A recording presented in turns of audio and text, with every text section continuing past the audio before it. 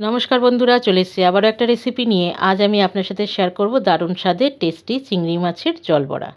এই রেসিপিটি করার জন্য আমার লাগবে চিংড়ি মাছ আর নারকেল। আমি এখানে একটু বড় সাইজের চিংড়ি মাছ নিয়েছি। আপনারা যে কোনো সাইজের চিংড়ি মাছ দিয়ে কিন্তু এই রেসিপিটা করতে পারেন। এবার চিংড়ি মাছটাকে আমি ভালো করে পরিষ্কার করে বেছে নেব। চিংড়ি মাছের পিঠের দিকে যে নোংরাটা থাকে সেটাও কিন্তু বার করে নিতে হবে। এখানে আমি 1 কেজি পরিমাণে চিংড়ি মাছ নিয়েছি, কারণ চিংড়ি মাছের খোসাটা বাদ গেলে চিংড়ি মাছের পরিমাণটা কিন্তু অনেকটাই কমে যায়। এইভাবে সমস্ত চিংড়ি মাছটাকে আমি পরিষ্কার করে নিচ্ছি। চিংড়ি মাছ কাটা হয়ে গেছে, ভালো করে পরিষ্কার করে ধুয়ে নুন হলুদ মাখিয়ে নিয়েছি। নারকেলটা পুরোটা আমি কুড়িয়ে নিয়েছি। আর লাগবে আমার পেঁয়াজ কুচি, টমেটো, চেরা কাঁচা লঙ্কা। এবার একটা মিক্সির জারে অল্প পরিমাণে চিংড়ি মাছ নিচ্ছি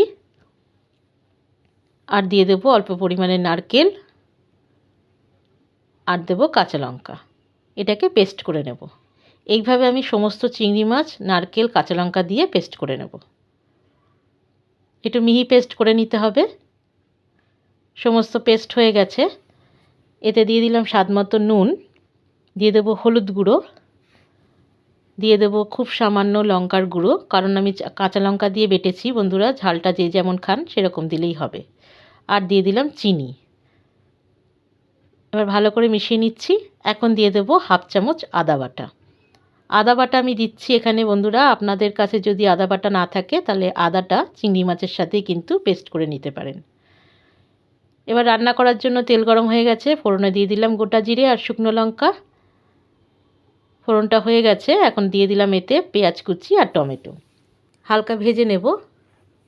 আমি এই রান্নায় কিছু আলু ব্যবহার করব, তাই আমি এই রান্নাতে আলু দেব। আপনারা যদি চান আলুটা না দিতেও পারেন।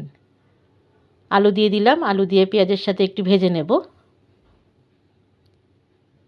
অল্প করে লবণ দিয়ে দিলাম। নুন দিয়ে ভালো করে আলুটাকে ভেজে নিচ্ছি। একটু ঢাকা দিয়ে দেব।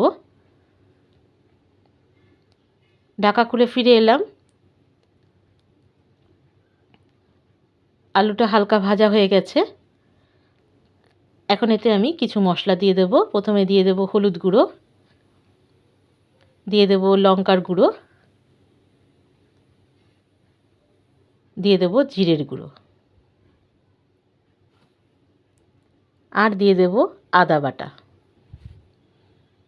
এবার সব কিছু একসাথে ভালো করে কষিয়ে নেব।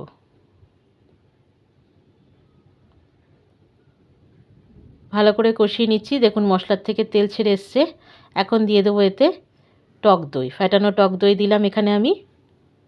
টক দই দিয়ে ভালো করে আবার আলুটাকে কষিয়ে নেব। বন্ধুরা, এটা একটা সাবেকি রান্না, অনেক পুরনো দিনের একটা রান্না। সেটাই আমি আমার মতো করে তৈরি করে আপনাদের সাথে শেয়ার করছি। ঢাকা দিয়ে কিছুক্ষণ সময় রান্না করে নিলাম। দেখুন মশলার থেকে তেল ছেড়ে এসছে। আমার মশলাটা কষে গেছে। এখন এতে দিয়ে দিলাম দইয়ের বাটি ধোয়া জল আর দিয়ে দিলাম পরিমাণ মতো জল। জলের পরিমাণটা একটু বেশি দিতে হবে।